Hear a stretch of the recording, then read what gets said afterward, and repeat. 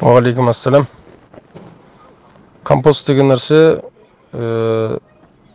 жаңағы көміртек материалдармен, азот материалдарымен қосылысынан жасалынатын, былайша айтқан кезде қара шірік болып есептеледі. Ол егер максималды деген нәрсесі жоқ, ол 80-90-80 градусқа дейін қызып кетуі мүмкін, бірақ ол 70-тен артық болады да. Бұны 55 пен 70 градустың арасында қыздырсаңыз, сол жетеді сізге. Соны егер қыздырып, құрамына эффективный микроорганизм дейді, М бактерия құйылатын болса, немесе жаңа М биогум құйылатын болса, сөйтіп өзінің 55 пен 70 градустың арасында қыздырылып, аударылып, қыздырылып, сөйтіп қыздырылып болғаннан кейін суып дайын болса, ол тыңайтқыш бола алады. Гөн де тыңайтқыш бола алады, гөнде. Бірақ гөннің құрамында пайдалы компоненттердің барлығы бар. Азот та бар, фосфор да бар, калий да бар, мезоэлементтер де бар, микроэлементтер де бар. Компосттың құрамында да макро, мезо, микроэлементтер бар. Биогумустың құрамында да макро, мезо, микроэлементтер бар. Бірақ енді айырмашылықтарын айтып өтейік. Ең бірінші, гөннің құрамында барлық макро, микроэлементтер бар дедік. Бірақ сонымен қоса ода 3 түрлі зиянды компоненттер бар. Сол 3 түрлі зиянды компоненттерді атап айтатын болсақ, бірінші яйца-гельминт дейді. Әр түрлі өсімдік әлеміне шабуыл жасайтын құрттардың жұмыртқалары. Яйца-гельминт деген сол. Екінші семена-сорняков дейді. Арам шөптің ұрықтары. Жылқы 36% қорытады, 64% қорытпайды. Сиыр 44% қорытады, 56% қорытпайды. Қой 50% қорытып, 50% қорытпайды. Ол деген сөз малдардың асқазандарынан 50%, 56%, 64% арам шөп араласып түсті деген сөз. Ол огородқа берген кезде өзінің жемісін көрсетіп жүреді да, поляны арам шөп қаптап кетеді да. Сіз еккен өсімдік әлемі, мәселен, қияр бола ма, қызанақ бола ма, қауын бола ма, дарбыз бола ма, асқабақ бола ма, соған олар конкурент болады. Конкурент болғанда макро және микроэлементтеріне ортақтас болып қалады да. Олар да сол нәрсені қорек етіп таласады, былайша айтқан кезде. Сөйтті өзіңіздің еккен өсімдік әлеміңізге конкуренция пайда болғаннан кейін оған аз болып қалады да.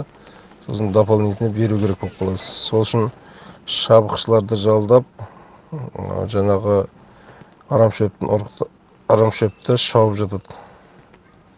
Адамдарға ақша жалдап, ақша шаптырып жатады да.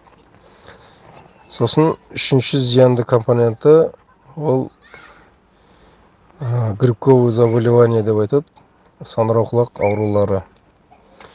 Міне осы яйца-гельминттің осындай құрт түсіп кетті, дарбызыма осындай құрт түсті, қауыныма осындай құрт түсті, қиярыма осындай, қызанағыма осындай құрт түсті дейтін болатын болса, сөйтіп агрономға звондайды, агроном айтады, пәленше деген химия бар, соны апарып себесін дейді, сонымен жоясын дейді. Ол деген сөз, ол құртты жоюмен қатар пайдалы да құрттар бар ғой, гумус өндіруші. Соларды жойып жібереді. Сосын өзінің зияндық жақтарында тигізе бастайды. Сол үшін ол 55 пен 70 градустың арасында қызатын болса, осы 3 зиянды компонент жойылады гөннің құрамынан. Сөйтіп ол сабанында, гөніде былайша айтқан кезде шіріп, ол ешқандай зиянсыз дәрежеде огородқа беріледі, огородқа как удобрение сипатында беріледі, огородқа ол өзінің пайдасын өсімдік әлеміне ешқандай зиянды компоненттер жоқ халде әсер етіп, тек қана пайдасымен барады.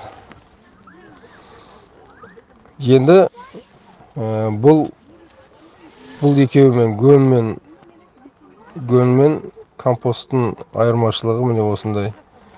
Ал компост пен биогумустың айырмашылығы да неде бар дейтін болатын болсақ, оларда да макро және микроэлементтер бар құрамында, бірақ биогумуста былайша айтқан кезде ерекшеленетін нәрсесі не бар ода? Гуминовый кислоты деген бар, фуловый кислоты деген бар. Ол ең бағаланатын нәрсесі міне осы гуминовый кислоталар. Фуловый кислоты дейді, өздерінің пайдаларын жердің құрамына өте қатты әсер беріп дайындайды. Сосын биогумустың құрамында әрбір кубический сантиметрінде миллиондаған, пәленше миллиондаған бактериялар болады.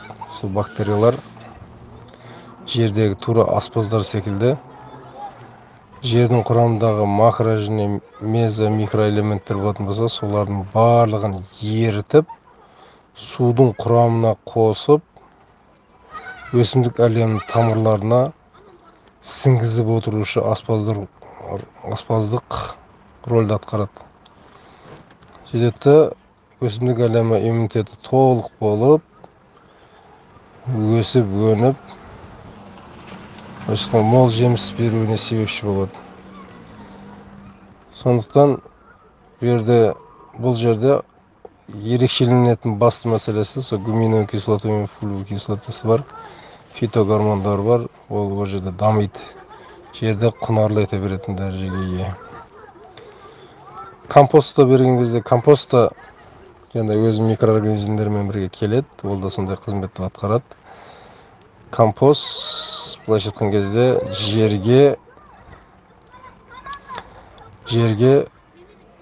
жердің құрамында болатын макро және микроорганизмдер бар. Былайша айтқандарыңыз дұрыс болады. Жәндіктердің макроорганизмдері, жәндіктердің микроорганизмдері деп айтқан дұрыс болады. Сол жәндіктердің макроорганизмдерін дегеніміз жаңағы өте көп Аллах тағала жердің құрамын құнарту үшін жаратқан макроорганизмдер. Жерді құнартып отырады олар. Олар гумус образовать етіп, жердегі өсіп өнетін барлық бізге керекті өсімдік әлемінің толыққанды жағдайын жасап, сол пайдасын тигізіп жатады. Соларға макроорганизмдерге не жатады дейтін болсақ, ешек құрттар бар, жаңағы жерге гөнді домалатып кіріп жататын қоңыздар болады. Многоножки дейді, 40 аяқ, 100 аяқтар, зауза қоңыздың личинкалары бар, түрлі кенелері бар, жерге пайдасын тигізуші. Міне шлаушандар бар. Міне осылардың барлығы жерге өз көмегін тигізіп жатады. Олардың қорегі органикалық қалдықтар болып есептеледі. Сол органикалық қалдықтарға гөнде жатады, жапырақта жатады, шөпте жатады, сабанда жатады, бәрі жатады.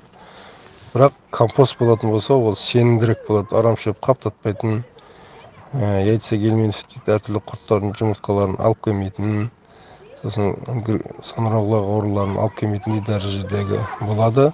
Соған макро және микроорганизмдер жиналады да, ана жерді былайша айтқан кезде байытып, болашақта гумус образовать етіп, жақсы жетістіктерге жете бастайды. Сол үшін компост дайындап, жердің жағдайын күз жасамасаң 100 жаса деген қазақта сөз бар. Сол жердің жағдайын күз жасап тастау керек. Күзде макро және микроорганизмдер шақыру үшін біз компостты жерге аямай беріп тастайтын болсақ, гөн мен сабаннан дайындап, соны жерге беріп тастайтын болсақ, көктемде бүкіл айналадағы макро және микроорганизмдер сіздің огородыңызға жиналады да, сол жерде тойы болады, той сөйтеді да, олар гумус сол жерде өндіреді, сол жерді құнарлы қара топырақты сондай құнарлы жерге айналдырып береді. Сол үшін компост деген нәрсе өзінің максималды дәрежеде деп айтпай ақ қойыңыз, өзінің технологиясымен дайындалатын болса, ол өте сондай тиімді, пайдалы, былайша айтқан кезде тыңайтқыш. Бірақ құрамында биогумус болатын болса, одан күшті әсер болады. Сол үшін почва смесь деп айтамыз, 80% компост, 20% биогумусты жерге беретін болсаңыздар, әр түптің астына 1 литр, 1,5 литрден содан салатын болсаңыздар, ол өзінің әсерін тигізіп жатады. Жер өте құнарлы жерге айнала береді. Өсімдік әлемі өзіне керекті макро және микро мезоэлементтерін бойына толық қамтып, мол өнім беретін дәрежеде өсіп өнеді.